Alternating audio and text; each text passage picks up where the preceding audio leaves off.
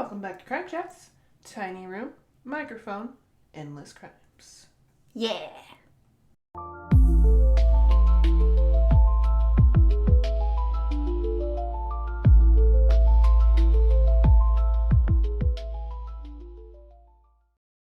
Welcome back to Crime Chats. I'm Hillary. I'm Lisa. And we want to thank you for stopping by to hang out with us today. Yep. Also, we thank you in advance for liking, commenting, sharing, subscribing. Please do. It helps us grow. We are on TikTok, Crime Chats Pod. We're on YouTube, Crime Chats Pod. Obviously, you're on YouTube right now. And on Facebook, just Crime Chats. So, yeah, just make sure you just say hi wherever you are. You know, we love engagement. We love having people commenting. It's really fun for us. So, yeah, Participation. hang out with us. Also, I think we've made it to 20 subscribers. On Facebook, we're at 21 on Facebook.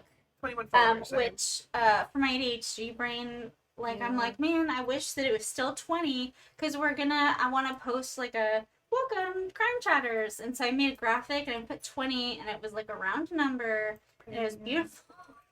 And then I was like, oh, it's 21 now, which yay! But also, like, for graphic, 21 is just not as pretty a number. Yeah. But it's still better. But we love that it's 21. Yeah, we love that it's 21. Yes, I'm not trying to say, like, stop following us. Please follow us.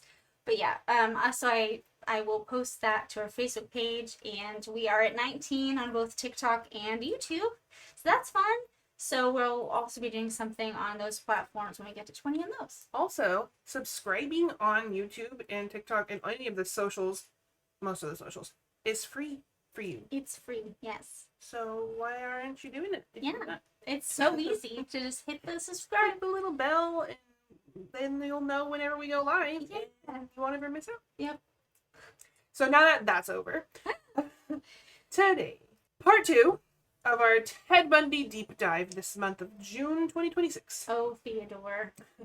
Last week, Lisa, you introduced us to Theodore. Yes. And Theodore Cowell, right. then Bundy. Right. We know where he comes from. We know the making of the murderer kind of situation. It still doesn't excuse what he did. No. But now we know. From last week, thank you, Lisa. Today, we have a lot to cover. And also, not enough time to ever cover all of it. So, what the general scope of today's episode is going to present to you the beginnings of Bundy's criminal career. Everything I am going to present to you is documented by reputable sources, which are all in our case notes. So you can, or show notes, case notes, you can always look at those on our podcast website if you are like, I don't know if that's true. I don't know. I like that right. voice. Thanks. Sorry, I feel I like only have the one, so when I hear a different one, I'm like, oh wow, that's you can another do more voice. than one. You can do more than one man voice. So I say that because some of the sources I sourced had differing facts, and I will definitely explain that when I get to it. Okay. It's not a big deal, but I think it matters. Okay. So, without further ado, let's go. You know how I like to do it. I like you to imagine. So imagine Wait, yourself. I gotta close my eyes. Okay, close your eyes. Imagine yourself as a young college student on campus in Washington State in the year 1974. So do your best with, bell bottoms and mutton chops. And you are a female college student, so you're 20-ish. Okay. And you live on campus in a dorm with your dorm mates.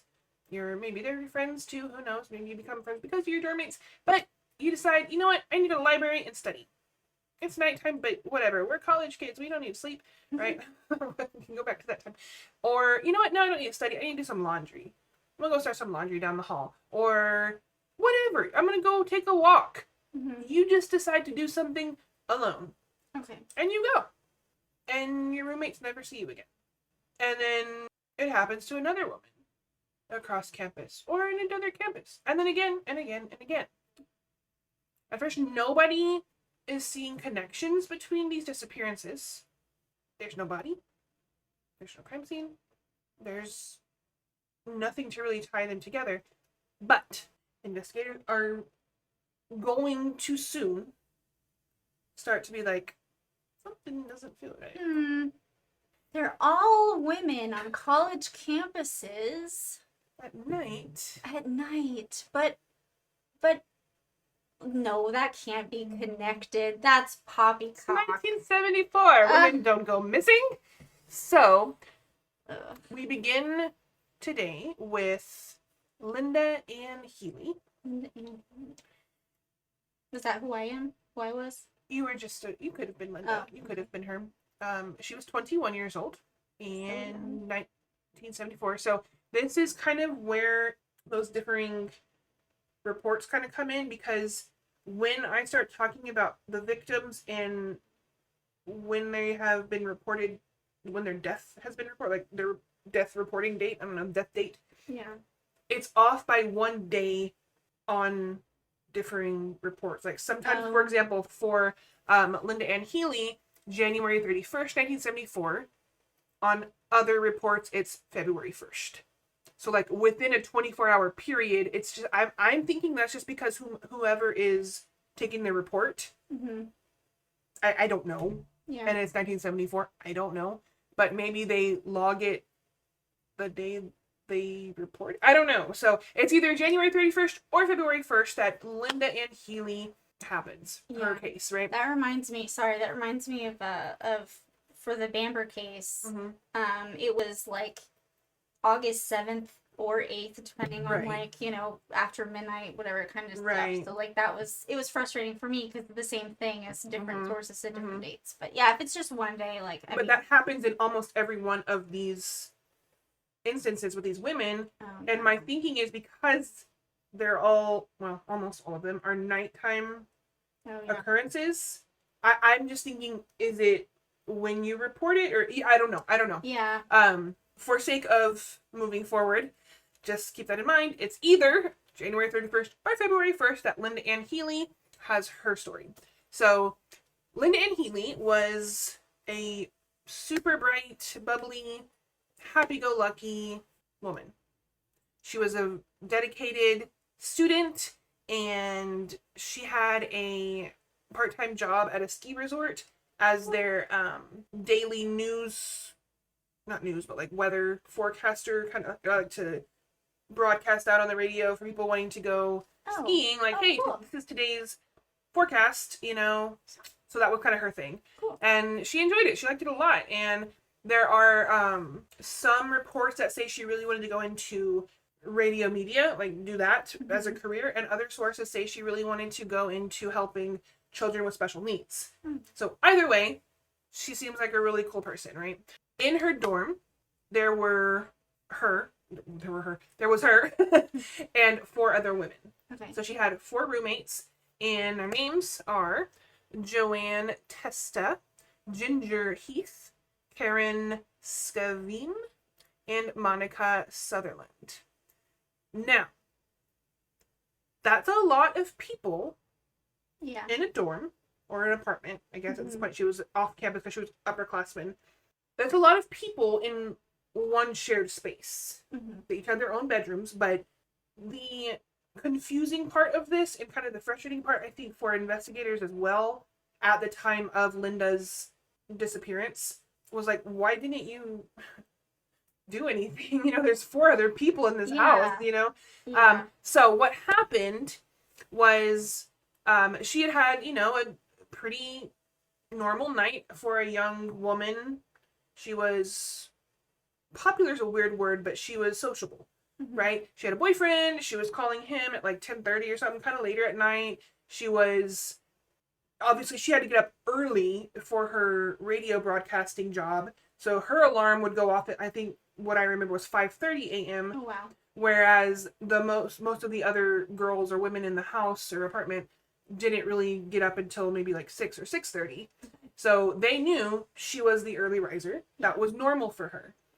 Everybody was kind of doing their thing at night, going to bed. Everybody seemed to kind of be, down in bed by midnight. Okay. Linda went to bed earlier Okay. supposedly, because she gets up really early, right? Right. So the last roommate to go to bed noticed that her door was closed, Linda's door was closed, and the light was off. Like, you could see, door frames and whatever. You So could see she lights around wasn't it. in there, or she was asleep. She was either not in there or not asleep, right? So she was like, okay, she remembers that, this roommate. So she wasn't gonna go knock on the door and be like, hey, you in there, girl? Right? I mean, if you're asleep, just let her be, kind of thing. Okay, I get that, Yeah. And so then this roommate goes to bed too. Then comes the morning. And they wouldn't suspect anything because she's such an early riser. Right. Yeah. So in the morning, they hear her alarm go off. Okay. But it doesn't stop. Oh.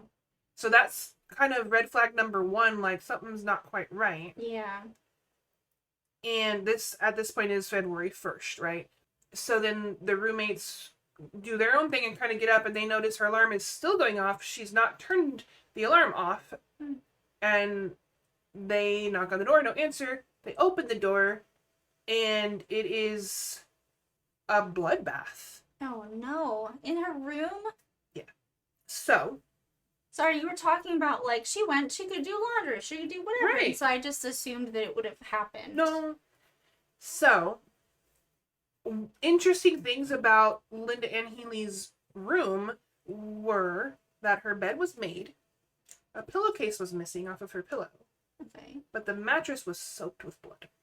Ooh, okay, I have a question, but you can continue. Okay. Sorry. The window seems to have been the entry point of the person who came in and killed her or hurt her, because there was blood splatter on the wall, so it seemed to be like we talked about a couple. Yeah, like the cast off. Cast off. There was some kind of weapon that had hit her, right, from whoever did it.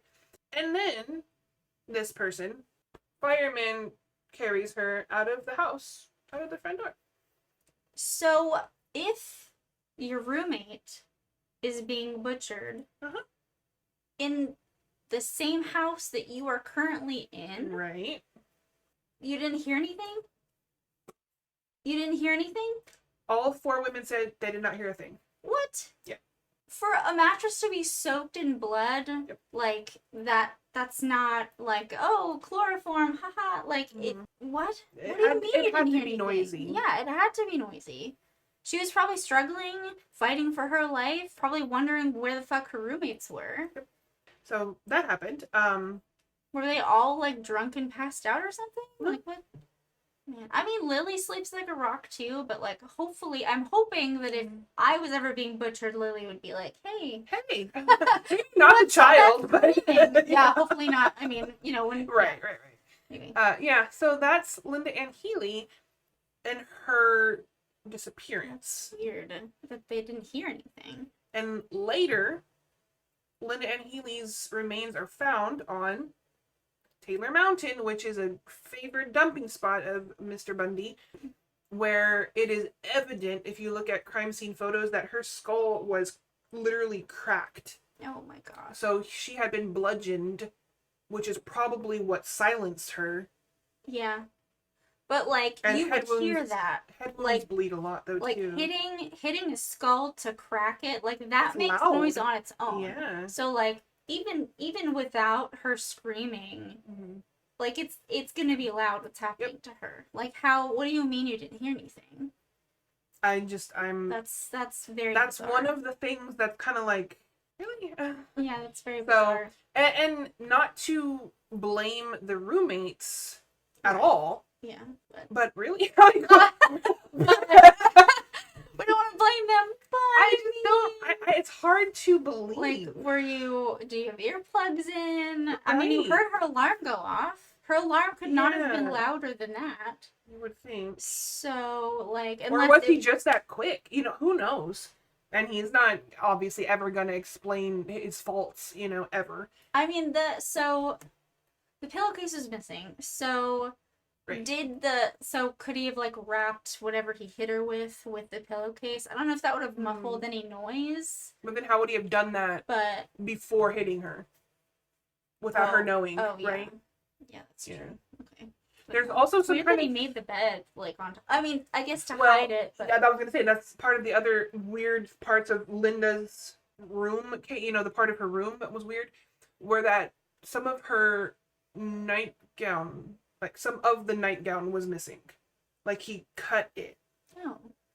Huh. So, hindsight, right? But people now, investigators, detectives, and things like that, believe he was trying to make it look more natural. Like, this is the room, and Oh. nothing bad happened here. Blood on the walls, And right? he's a psychopath and he doesn't know what Yeah. normal is, so he's just like, I'm trying to mimic what I know is normal. yeah. Blood on the walls is totally normal. Totally fine, yeah. Blood-soaked mattress. I tried to paint my room red and I missed. And it fell on the mattress. Yeah, and then I decided to just be Jackson Pollock about it, Why not? I mean, that's my favorite Art art in the to eye of the beholder. imitate, by the way, is I always I love to just splatter it on there. just get a bunch of splat. It's pretty anyway, it's fun. Well, okay, so Linda Ann Healy is the first official victim of Theodore Bundy.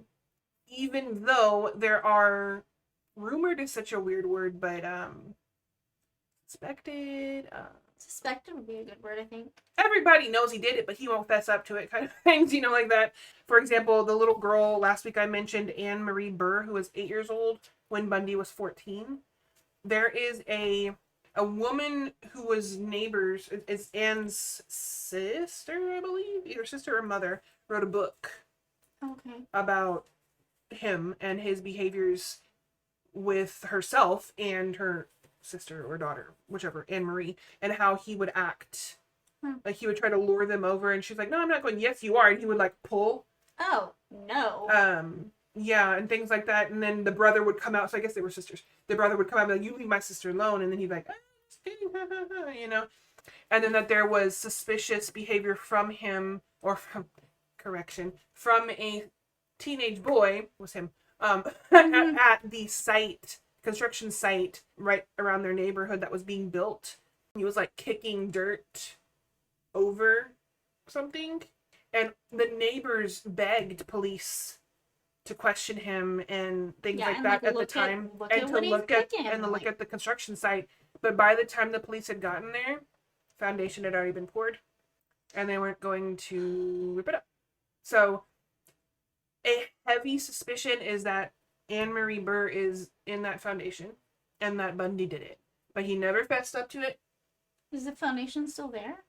Mm-hmm. Oh. What do we need to do to crack that bitch open? And he was 14 at the time, so it probably would have been a sealed case anyways, because it's kids. Right? So, unfortunately, that was probably his first human victim, but we don't have proof of that. So then we get the Washington. So, in Washington, Linda Ann Healy was the first victim. Okay. Bundy is in law school at Washington. You mentioned that last week. So we have Linda Ann Healy, February 1st, January 31st, regardless, whatever. Then next month, March 12th, we have... Oh yeah, they do all look the same. I guess that's what Ted Bundy's mom looks like. No, and I'm going to explain why. Oh. I know. Sorry. You can't see what I see, what we see right now, but I put in my notes the images of his first six victims, and I want to talk about the victimology. Yeah. But first, I want to give you their names, because those are important too. So, in chronological order, after Linda Ann Healy, we've got Donna Gail Manson, whose murder occurred on March 12th, 1974. We have Susan Rancourt, April 17th, 1974. Roberta Kathleen or Kathy Parks, May 6th, 1974. Brenda Carol Bell, or Brenda Bell. And then finally, we have Georgianne Hawkins, who died on June 10th, 1974. So those were his first 6 victims, after 5 after Linda, in Washington. I hope they're resting in peace. Oh, girl, me too. Sure. So I know last week Lisa talked about, and we both, entertained the idea that maybe his hunt was to get back at his mom, and so he picked women that looked like his mom. But all of these women have similar physical appearances, right? They all have brunette hair, long hair, and all of them except Linda have their hair parted in the middle. That's very specific. It is. They're all between 19 and 22 years old. So he targeted these people. Do you remember last week who else fit that mold and wronged Teddy Boy? Oh, his girlfriend from college. Yep. Oh, they all look like her. They all look like her. Oh my god. Yep. Man, that guy needs to get a grip. Like it's just a shitty college relationship. Like get over it. Yep. So wow, it would have been so much more meaningful if they all looked like his mom. That would have made more sense. That would have made more sense, like, and been more of a symbolic, meaningful I think thing. so, yeah. Now this just makes like he was such a pussy. Anyway, sorry. He looks so immature. Yeah, like it infantilizes him. I feel like right. in my mind, like I already didn't have any respect for him, but now like I feel like I have less. Anybody who looks like the person that didn't like me must yeah, die. Like she didn't like me in college, and so like now like yep. I didn't know that. Wow. I figured that out. I found that out. And the worst part of that in general, obviously the way he killed them, but that these women, minus, Linda Healy because she was asleep, but the rest of them were just being kind. And I'm going to get into that because we know now that his hunting victim was just a replacement for this lady, girl. Yeah. Diane, aka Stephanie. Right. Who wronged him because she broke up with him. So he was a psycho. So stupid. After these ladies, July 14th, 1974, everything starts to go downhill for Ted. Okay. Because he's a cocky butt and thinks he can do anything and get away with anything. And that's where he slips up. So. They always do. They always do. I can do it and nobody will ever catch me because I'm me. July 14th, 1974, at Lake Sammamish. Lake Sammamish is a very popular hangout spot, I guess, for young adults and young families to just hang out in the summer and go swimming or whatever, do summery fun stuff. Yeah. Teddy Boy decides to show up. Oh, good. Now, before I get into what happened at Lake Sammamish, I need to explain some of the things associated with Ted. Okay. Because it's important. So we know Ted Bundy drove a tan Volkswagen Beetle. Is it a Bug? Mm-hmm. Bug. Okay. Yes. Sorry, you said Beetle, and I was like, I have never heard of that car. Yes, Volkswagen Beetle. Is it called a Beetle? Yes. Oh. Was. I don't know if they changed that to officially be Bug now. Okay. Sorry, I'm not very... I don't know cars. That's Paul's department. Got it. Well, it's a very nice car. It's a cute car. It's a roomy car. It's a well-made car. It wasn't a unique car at the time. A lot of people drove Volkswagen Beetles. The coloring was a little unique. The tan color? Okay. Right. It was this like light tan beige color. Mm-hmm. Where in one report from a friend/witness, she calls the police because she sees, I'm going to explain, she sees a report and then this car is described but not shown, and so she calls in and she goes, what color was that Beetle again? It was bronze, right? And the officer, whomever she spoke to, was like, yep. She goes, oh good, it's not him. Guess he drove a tan or beige, not bronze Beetle. So again, this makes me think that this make and model of vehicle was pretty popular at the time. Mm-hmm. And she had her spidey senses going off, like, please don't be him, it's him, please don't be him. And so she had to call to make sure, and they verified, no, that's not him, it's not his car color. Police, right? Every time, like at every turn, they're just get it, just get with it. Yep. Just get it right, get with it. Like, let's go. Let's drink some more coffee. Like, what do we need? Drink the Kool-Aid. Don't drink the Kool-Aid. Do we, like, I mean, is it because, so I have a theory that the best cops, like, I feel like with ADHD, like, we would be the best cops and detectives and investigators, you know?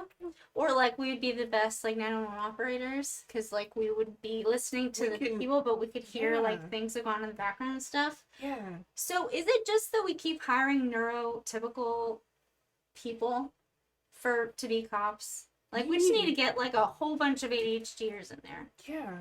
That's anyway. That's Let the psychopaths do the news. yeah. Psychopaths will do the news, and ADHDers will do the policing. That's right. That's it. Perfect. Yeah. And We've like got it covered. neurotypical people can like bake cakes, you know. Or watch kids. I like baking cakes. They can be babysitters. We love you. Well, no, I feel like to have kids, you have to have ADHD, or is it kids that give you ADHD? I don't know. I think they give you a sixth sense on like awareness. Yeah. Okay. Anyways, Anyway. back to Mr. Bundy. Sorry, I keep going on tangents. Sorry. It's all that's good. my That's fault. who we are. So we have Lake Sammamish. And another thing about him, one of his things too is he would play the victim to get sympathy from young women because he's got a broken arm and a cast or a sling or he's on crutches. He can't hold his books, right? So he would fake having an injury like an arm in a sling or wearing using crutches. And he got that from his psychology schooling. Yep. Like I said, he went to college to become a murderer.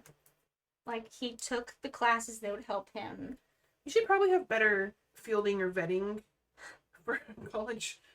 So you want to take psychology? Why? Have you ever been interested in, or like, do you have any pets by chance? Are your pets still alive? Oh, they're dead. How did they die? Yeah, right. How many younger siblings do you have? Yeah. How was your mom and your dad and your Yeah, and then like, if it's like, oh, my cat was tortured by not me, then I'd be like, you're not taking psychology. Nope. I'm sorry. Nope. You do not need to know anything about the human brain. Thank you. Come again. Don't. But don't. So he used this weakened man approach to lure in unsuspecting, obviously, young women. And at Lake Sammamish, he had his arm in a sling, and Yep, I remember that. he was wearing all white, which that's a choice. Was it after Labor Day or was it? It was. Everything is after and before Labor Day. I don't get that I rule. don't remember. Yeah, no, I don't remember if you're supposed to wear white after or before. I was trying to make a joke and then I think didn't. it's after. I didn't know. I don't know. I don't know. Anyway, so it's summertime. Sure, wear white. I don't care. He's got like these shorts on and white tennis shoes and a white shirt. I guess his sling was white too. I don't know. He just wanted to be like, oh, look at me all pure. I don't know. And so he was scouting. This is in the middle of the day, by the way. So not his usual. Exactly. In the middle of the day, he's asking young women to help him load his canoe or his boat onto his car or into his car. Huh. And he's getting an alarming amount of no responses. Well, I mean. I know, right? If only they all would have said no. But yeah. There is a news clip of young women at Lake Sammamish in July 1974. After what I'm about to tell you happened, and these girls are just, the reporters going around and asking them, like, are you going to be more aware of your surroundings now? Are you, what did this change about your perspective? And this one, I remember her saying, she goes, it's just we are not trained, but we are expected as young women to not say no and to be helpful and kind. And she goes, I think, unfortunately, that's what we do, and so I was like, oh, that's hard, that's really hard. But yeah, I mean, in this world, in this time, it doesn't matter, but you don't want to be rude. Yeah. Right? And this poor guy, he's hurting and he needs help. Right? Now. And he's not going to be a serial killer. Like, what? Not me. That doesn't my life. Right. Yeah. Right. That's sarcasm, by the way. If you're listening, please know you can be weird. Please be weird. Please be weird. Be rude. Be weird. Be loud. Be rude. Be annoying. I don't know. Unfortunately, our first woman who agreed to help him was Janice Ann Ott. She was 23 years old, and she fell for his act. So she went to go help him. Witnesses saw him. He would come up to them and ask, right? And one of the interviewed women, like for example, I'm paraphrasing now, he'd be like, hey, I need help with my boat. or no, it wouldn't even be that. Like, hey, how are you today? Hey, I'm Donna or whatever. No, it's not Donna, but and he'd be like, I'm Ted.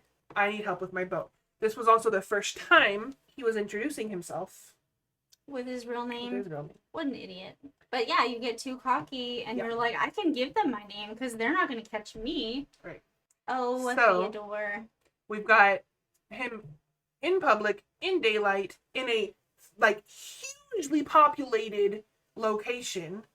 Like, you look at this news footage and pictures, they're literally like sardines packed on this lake. They're everywhere. And so I'm baffled by his boldness. I don't even know if that's the right word, but yeah, it's the cockiness. It is. That's why he was like, I can go out during the day and I can say my name because they ain't never gonna catch me. No one would suspect me. And I mean, it's so crazy because like getting into the mind of like a psychopath, like I'm like, okay, so if something's working for me, like I'm just gonna continue doing what's working. Don't fix what's not broken. Yeah, exactly. Like don't think you're too like I'm bigger than my britches, or I don't know what the saying is. I was gonna say it's too sexy for his shirt, but like that's weird. That's a weird one to not use for now. Bundy. Anyway, but yeah, like they always fall into that trap. Maybe that's part of their personality as psychopaths. Maybe like as a normal person thinking about it, I'm like, yeah, why didn't he just continue doing what he thought, whatever? But I guess also there might be like a thrill to doing it in front of people and getting away with it. I can see that. So like he needed a little more, right? Like you get used to this level of adrenaline. Okay, now I need a little bit more. I need more of a hit of that's kind of what I was thinking. I mean, along with the narcissistic grandiosity I can see that of myself, kind of situation.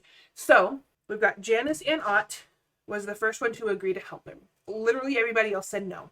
There was one in the report that I was reading that said, oh yeah, let me go ask my friends can help you. We can all help you. And he just disappeared. He didn't want a group. He wanted a girl by herself. Right? But then we have hours later, same day, same location, in broad daylight, he returns. Again, to the same place. Yep.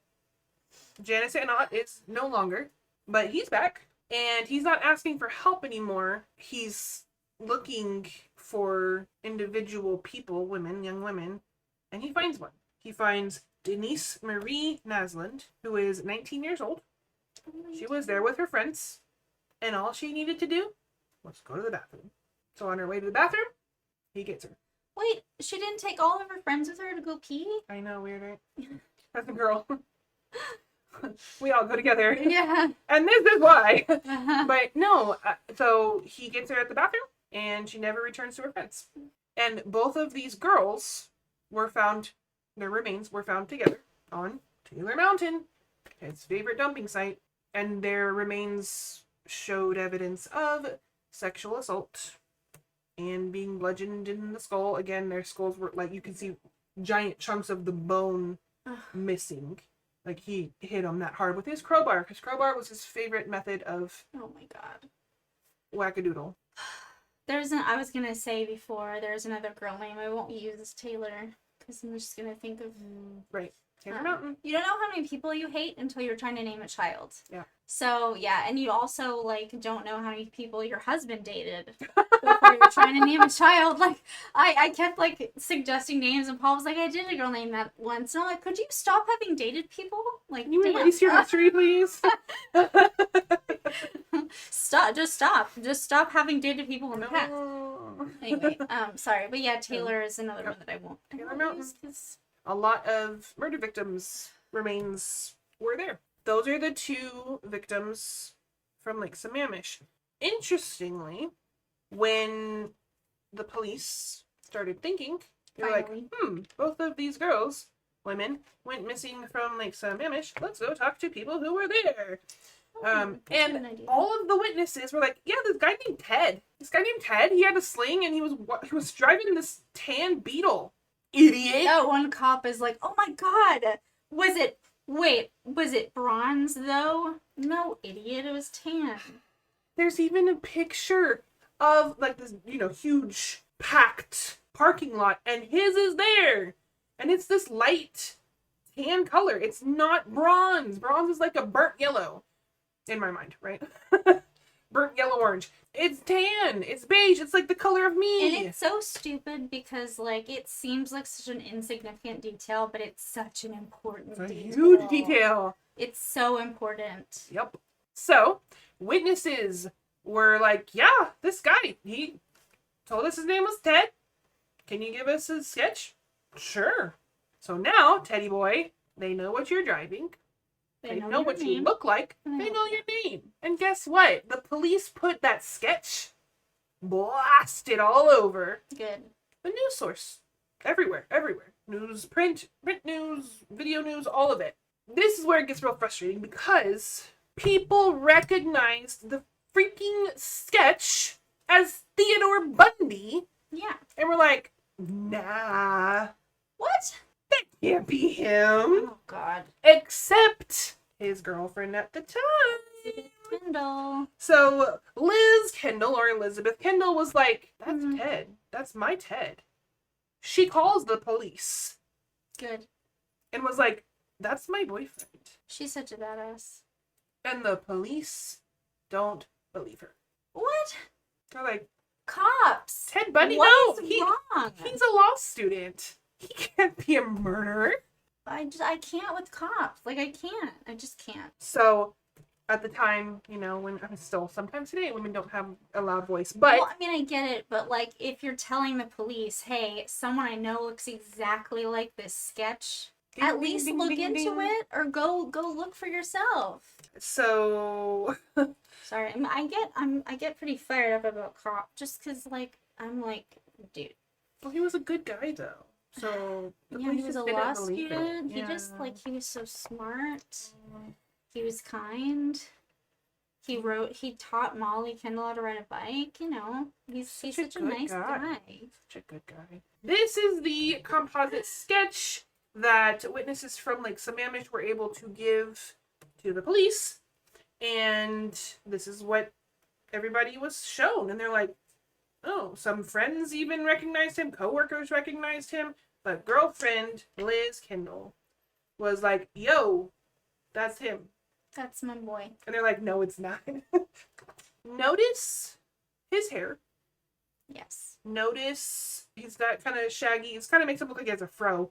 But it's more like just kind of shaggy, longer man hair. I feel like it's very 70s, maybe. Yeah. For white dudes. Yeah. Everybody knew it was him, except the police just decided not to accept it. Stupid police. Yep.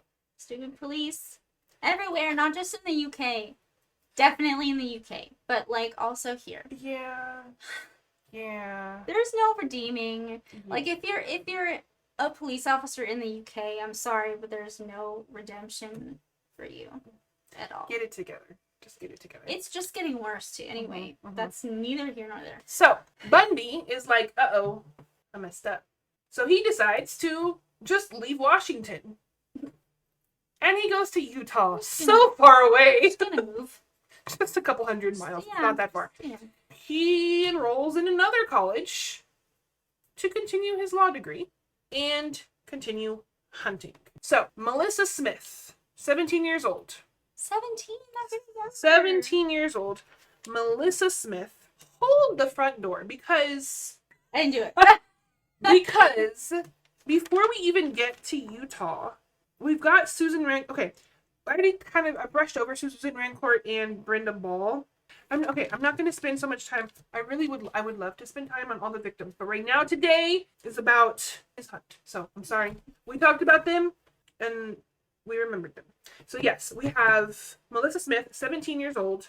She was the police chief's daughter. Wow, he is really going for it. Mm-hmm. Yeah. She went out to a pizza parlor with her friends for dinner pretty late. It was dark, so Teddy Back Boy's to his comfortable own, again. Yeah, He's like, oh, maybe I should go back to what worked. that was a good plan. Mhm. So she decided she was going to walk home from the pizza place. We should be able to do that. Yeah. Everybody should be safe in walking home. We should be able to, but that doesn't mean we should just do it because we should be able to do it. Be aware. Bring your friends yes. everywhere you go, especially at night. But that shouldn't have to I know, be. I know. And it's awful. It's Anyways, really, I hate it. Also, so, but, yeah. Melissa Smith, 17, walking home from the pizza parlor. It was like 10 or 10:30 at night when she was walking home, said goodbye to her friends, and never made it home. Because guess who's lurking? Teddy boy. Teddy boy. Guess where he dropped her body?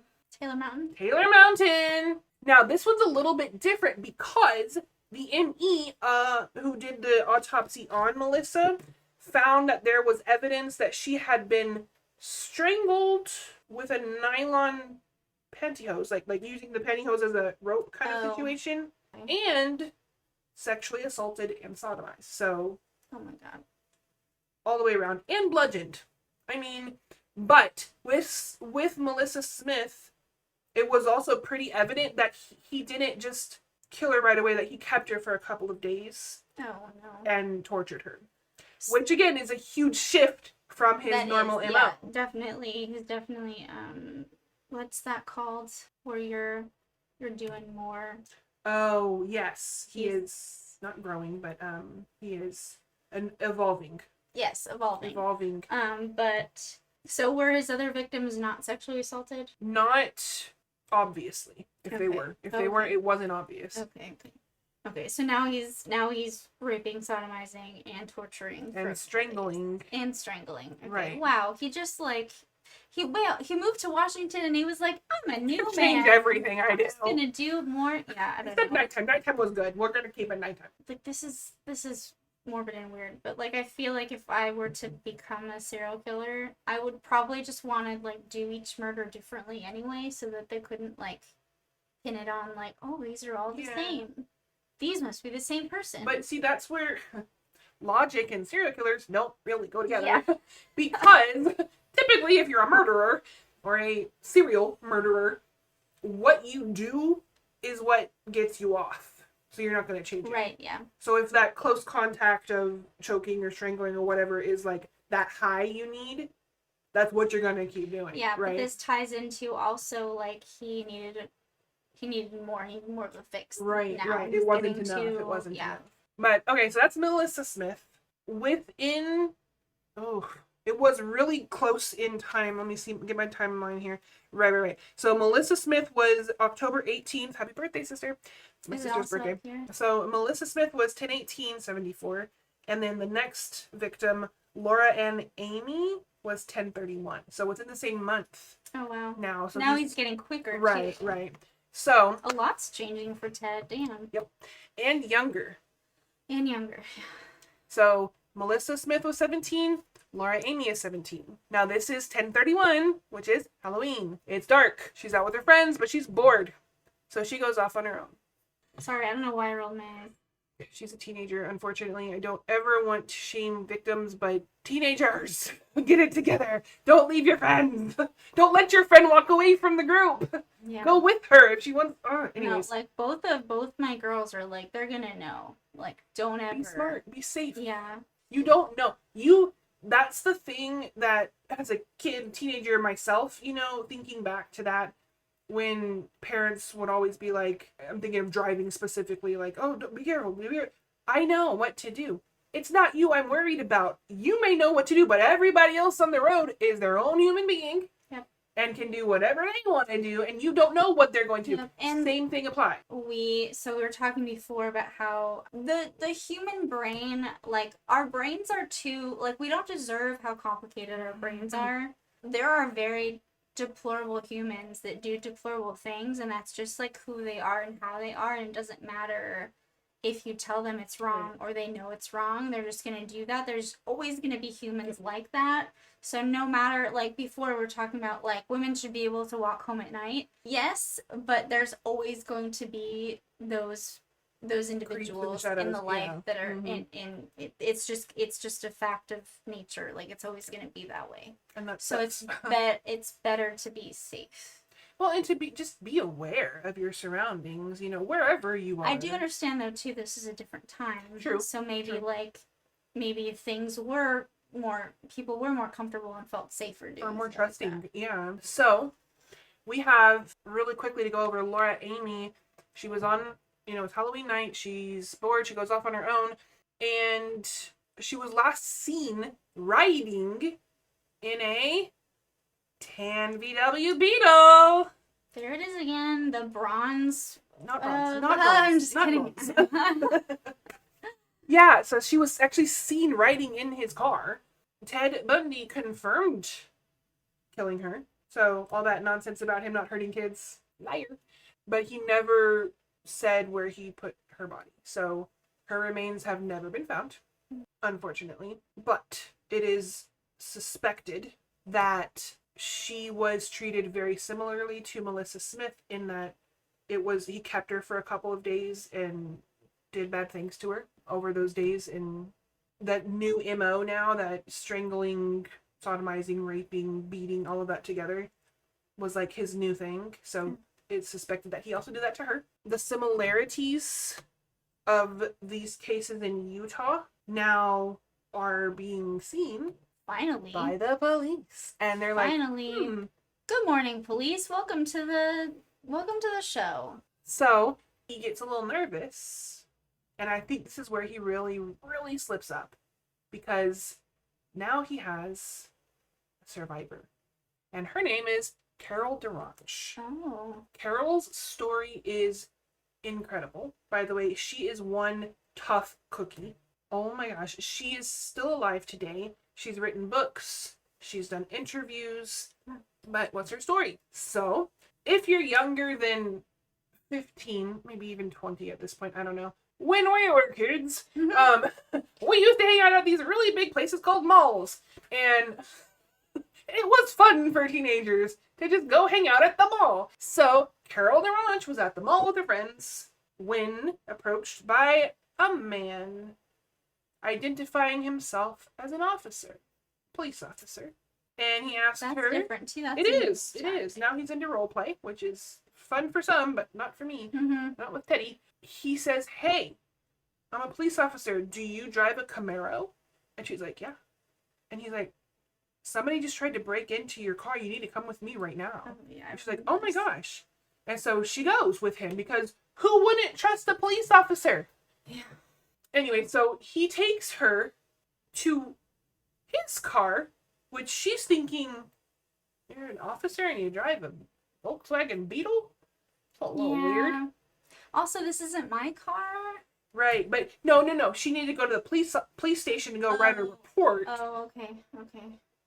And they needed to go right now. Oh, okay. So we're not going to check on her car first. We're just going to... Right. We trust the officer, right? All right. So he takes her to his VW Bug. She notices the seat in the front passenger side is not there. So the front passenger seat is just missing. That was weird. That's weird. Yeah. Why? Yeah. So she gets in the back and she's like feeling weird about it, but she's like, whatever. Then she notices as they're driving away, he drives past the police station. And she starts to Okay. formulate plans, right? Like, this is not right. Yeah, what am I going to do? How do I get out of this situation? Before she can even think about anything, he kind of pulls over, doesn't turn the car off, but is like we're stopped, we're stalled, stalling right now. And he slaps handcuffs on her. He gets one wrist cuffed. And that girl fights. So he's got his whole murder kit in his car, right? He's got his, not a baton, crowbar. He's got an ice pick, which we haven't really heard anything about yet, but, he's got his cuffs. He's got rope. He's got nylon pantyhose. He's got a ski mask. And so he's trying to get her other hand cuffed so she can be less of a threat to him, but she is fighting him, good girl. And he's hitting her as much, it's a fight in the car. And so he starts to try to drive away again. She's able to get out of the car as it's now going. Okay. And she's running, screaming bloody murder. Bad reference, but she's screaming at the top of her lungs, I need help, help, help, help, help. And he freaks out. He leaves. But guess what? She saw your face, buddy. So she also is able to give a composite sketch artist a composite whatever drawing. She's able to detail the inside of his car. Oh, good. Yeah, because how many people are gonna have a Volkswagen Beetle with the passenger seat taken out of it? Yep. So she has incredible information to share, and this girl is just I have no words. She's amazing. That was November 8th, 1974. She's free. She's hurt, obviously, because he's beaten her in the struggle. And then, dun dun dun, Dun, dun, dun. poor Teddy boy, officers start to close in. Oh, good. So now we have figured out this Volkswagen Beetle that is not bronze. It is tan, light Very tan. tan. We have the clear uniqueness of the interior of the vehicle, which, why would you need that? As a normal person. We have his name. We have his name, we have his description, we have his ploy, his I'm hurt, I need help, or I'm an officer. So we've got lots of different things there. And then August 16th, 1975. Okay. So last time we heard from him was November when Carol DeRanche escaped him. Now it's August 16th, 1975 at 3 o'clock in the morning. An officer of the law, a truly real officer of the law, For real. Officer Hayward, is just finishing up a report in his squad car when he gets that there's something that they need him at right now, let's go. So he's like, I'm going. And he makes a wrong turn on accident. Okay. But he also notices he knows the street because he knows one of the houses that the parents are on vacation, but the teenage daughters had stayed behind. So they're home alone. Oh. And he also notices in front of that house that he accidentally turned on this street to notice that there is a suspicious vehicle Oh no. parked in front. It's a tan Volkswagen Beetle with no light. The lights are off, but there is someone inside. Go over there and save So those he girls. does start to creep up in his squad car on this Volkswagen Beetle, Okay. and the Beetle peels out. So he follows, ensuing chase. And finally Bundy, we know it's him, stops. And he tries to be all like charismatic about it, like, I was lost. Yeah. And the officer shines his flashlight inside the car and notices a missing front passenger seat and Good. scattered tools in the back seat like a crowbar and ice pick and rope and handcuffs. Sir, what are you doing with an ice pick and a crowbar? What are you planning on smashing this night? So he takes him in. And this is Bundy's first arrest. I mean, really the beginning of the end for him. And if Officer Hayward had not mistakenly turned down that road, who knows what would have happened, but thank you God that he did. Yeah, divine intervention for sure. Jeez Because Louise. those girls would have been probably dead. Oh, yeah, at least one of them. Yeah, no, divine intervention for sure. So we have, since January 31st of 1974 through August of 1975, women had been vanishing without a trace. And nobody was willing to connect the dots until now. So Bundy was charming.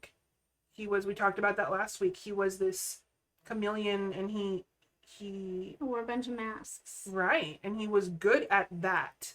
He was manipulative. He bet on people liking him enough to not expect these horrendous things from him. But now, idiot, you left witnesses. Yeah. Stupid. So as much as you can be likable or charismatic, if people saw you do the bad thing, you did the bad thing. You can't get away from that. So and he has survivors now too. Yeah. And Carol DeRanche is not the only survivor, but I'm gonna leave that until our last episode. Because there were survivors. There were people that got away from him. Unfortunately, weirdly, they're not the ones that get a lot of headline. So I think that's Yeah. kind of weird. But we'll talk about them. They might later. also not want to. That's true. Also. That is true. Just like Totally with true. Epstein, like a lot of them just wanted to stay anonymous. Right. Jane Doe situation. Yeah. So, for the very first time, Bundy is not hunting. He's being hunted. Good. We got you, boo. Good. So I think I talked about it last week. I don't know if it was on stream or not, but the true crime author Anne Rule, her first, well, at least her most popular, I think it was her first book, is titled The Stranger Beside Me. And that same day, I like binge read the whole thing. So I finished the book. Oh, good. And it is intriguing very much because Anne Rule worked with Ted Bundy at a crisis hotline space or clinic.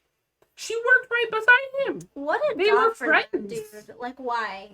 He probably got off on hearing people in crisis. Ugh, sicko. But the thing is, reading this book, it was hard for me to understand her, Anne Rule, the author, her perspective, because a lot of the time, especially in the beginning, she was describing him as a guy with you. Okay. We're friends, you know, we're close. I wanted to be like, and how is that? How do you describe me when I'm not around? Well, it like, you know, there's I hate that bitch. Well, I just remember thinking, is this gonna be an ode to Bundy kind of thing? Yeah. And I was like, this is weird. I wasn't expecting this from her. Yeah. But then you can see how she evolves in her seeing him, you know, like for what he was. Right. And I have a quote from her in that book, The Stranger Beside Me, from Anne Rule. She characterizes him as, quote, a sadistic sociopath who took pleasure from another human's pain and the control he had over his victims to the point of death and even after, end quote. Eventually, she had to accept that he wasn't this martyr or innocent. That's such an interesting perspective shift to like read about. So like I'm honestly, that makes me like more interested in the book because I want to see that change like over time. Right. Well, and she talks about in there, you know, he writes to her from prison all the time. Well, not, you know, when he and she were both alive. And she would ask, you know, like, it was to the point of, I think he, again, was trying to manipulate, and she knew that about him, but he would ask her, be like, so what do you think? Do you think I'm guilty? And she would always reply as, I don't think you're as innocent as you're claiming. Yeah. So it was never a no, but it wasn't a yes. So I don't think she wanted to believe it. Yeah. You know? Because you're fooled. You're fooled by this person, you know? And I think it was just really sad. Even, so Elizabeth Kendall, in the documentary that I mentioned on Amazon, Falling for a Serial Killer, she does an interview where she shares some letters that Ted Bundy sent her from prison, and there's one of them that still, like, makes her cry because she... Like, he was very loving still from prison, like, writing, like, I love you so much, and I'm gonna get out of here, and we're gonna, whatever, all this stuff. And so she kind of breaks down this interview. She's like, that one still gets me. Because, like, it was just him pretending to be this, like, loving boyfriend still, even though he was in prison for these horrendous things. Like, it's just, everybody should watch that documentary. It's really, really good. I always find, you know, these first-hand accounts from people like her or like Anne Rule, you know, who lived in the same air as these monsters, you know, like Bundy. Yeah. And how we can sit here and talk to you all day long about, oh, idiot, you know, like, I would never fall for that. You would. You would fall for that. Yeah. You would. And there's another, I can't quote it, but I can summarize another part in this book, The Stranger Beside Me by Anne Rule. It's not sponsored. I just want to make sure that she's getting she gets her... I'm ordering a book today, so... But one of the things she talks about is, if I were younger, I might not be here today. Because she was kind of 10 or so years older than him. Oh, okay. So it wouldn't be in his MO, right, for her to be his victim too. But he counted her as his friend, maybe? I mean, can sociopaths, psychopaths have friends? I don't know. So this is not related to Bundy, but I read a book that was fascinating. So this guy, he researches psychopaths in prison, and he like does like brain scans on them and stuff, and then he decides as a control he's gonna do an MRI scan of his brain too, and then he realizes that his brain and the psychopath's brain match. And so he realizes that, oh my god, I do have this, I am whatever. And like, so you don't have to commit murder to be a psychopath, right? Like, you can be a psychopath in other way, like there's other things, okay. But like but it was all the traits that were the same. Like he doesn't really show emotion or have emotion, all these things. So it was such a fascinating book. Because he didn't know that about himself. Because you wouldn't, right? You're living your life in your brain. You don't realize it. And then he's like, oh, wait. Oh, my God. But I've never committed crimes like this. How can I be the same? And then, like, through talking with his family and stuff, like, they were like, yeah, well, like, you say things like this and you do these things and stuff. And he's like, oh, shit. Like, I have these same...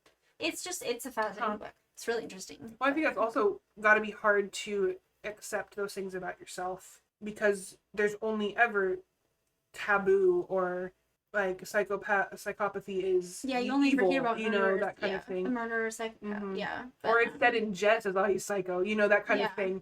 So it's never a good thing to have that title or that label, but at least in our society, I don't know how it's around the world, but in our country, in our circles, I did promise you a great quote from Mr. Bundy himself. Oh, you did. Yes, you did. And that is referring to an interview he did with, I believe, and I'm gonna get my...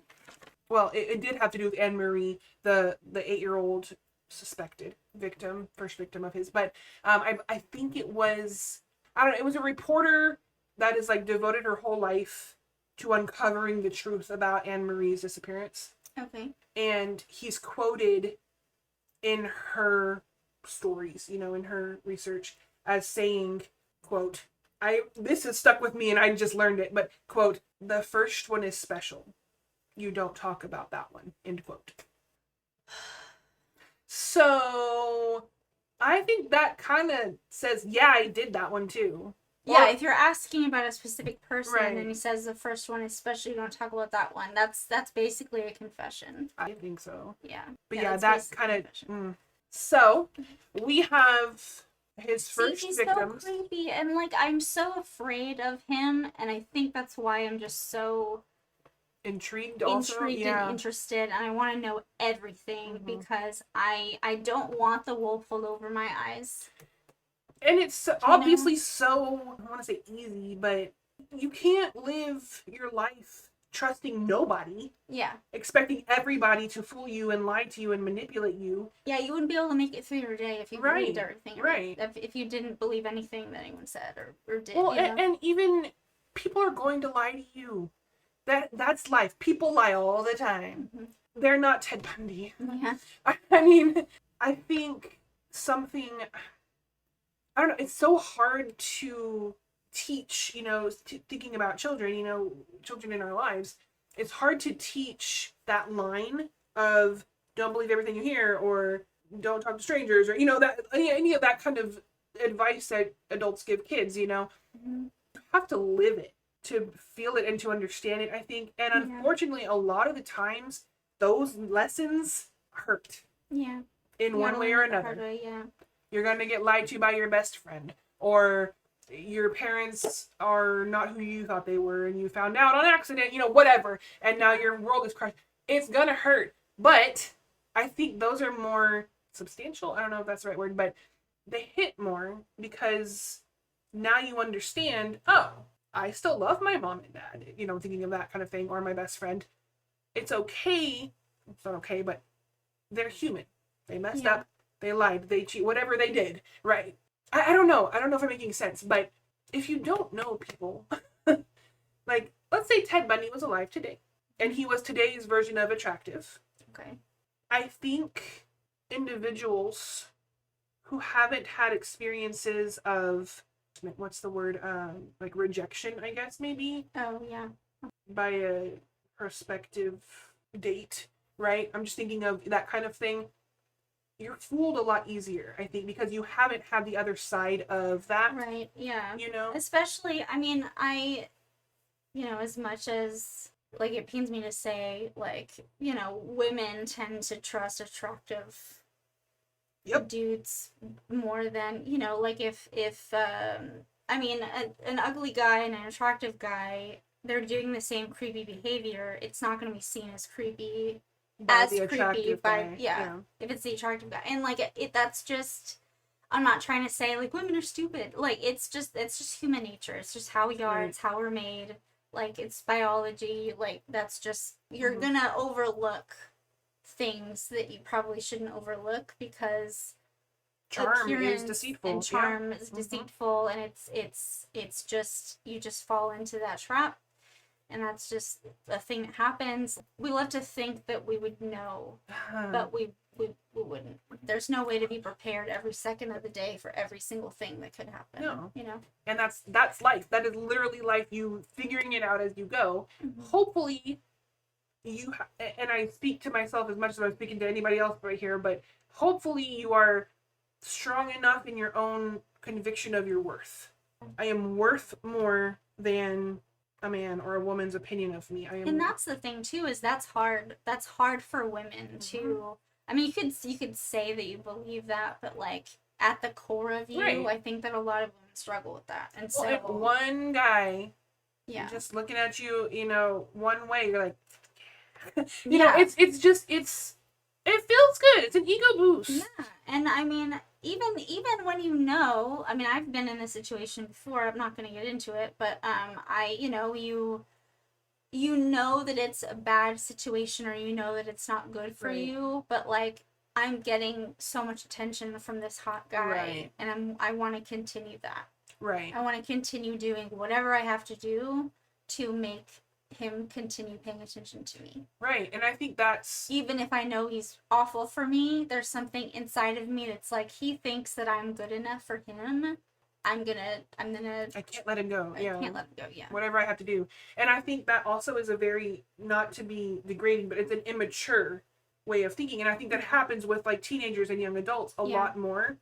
It's not absent of older people, but I think that's a lot more common then, because you're stressed so much to get married and have babies and all these things, and so your hormones are like, I need you now, and you looked at me, let's go. Plus you're, like, high school, and then you go to college, and, like, you're freer and find whatever, yourself, and find yourself. Like, some hot guy is, like, of course you're gonna, be all about that.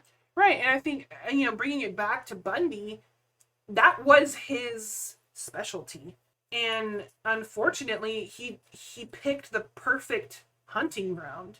Yeah. College campuses. Yeah, they know. They have this ability to know who to go after and where to find them and what to say and what to do, and, like, these young women aren't gonna say no to me because I have a cast or whatever, right? And I mean, he was probably very surprised that all those other people said no. He was probably like, what do you mean? Right. And that just brings me back to, his adolescence, when that neighbor was like, I told him no, and he was, yes you are, and grabbed her shoulder, kind of thing. Yeah. Like, you don't say no to Ted Bundy kind of situation. But he morphed.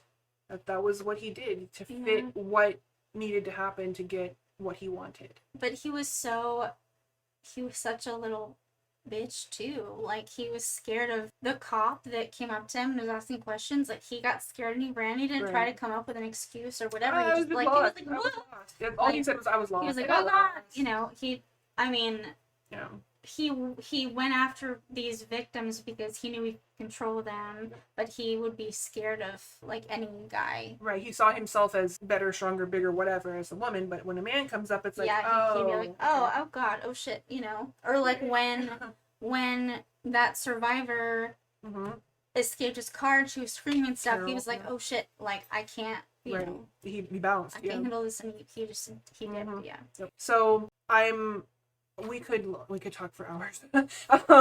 But we are wrapping up, and I know next week it's Elisa's led episode, and we're gonna be talking about his trial, his escapes. Talking about Colorado, his trials, his escapes, which And the fact that he was his own attorney, it's very fun. It's Oh, very I fun. have thoughts about that too. Yeah. I'll We'll wait get till next into, week. we're into all that next week. Yeah.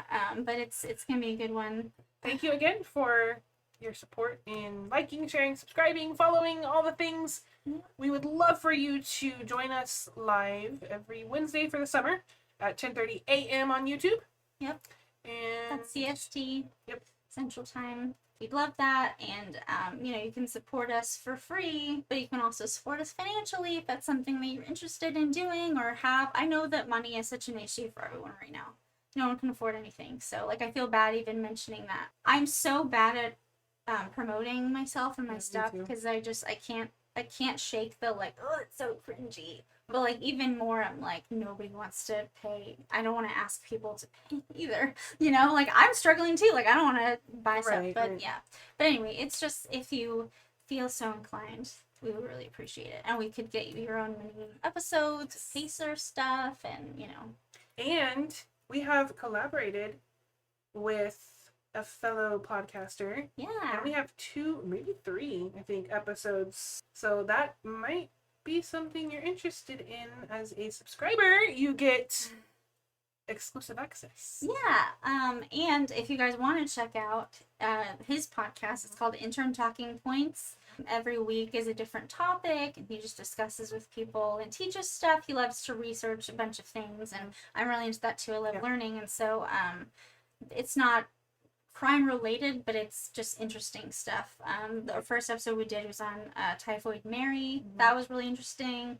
And then the next one we did, the 2-parter, was about the IRA in Ireland and Not that the IRS. That whole thing, not the IRS. Although I kept wanting to say that.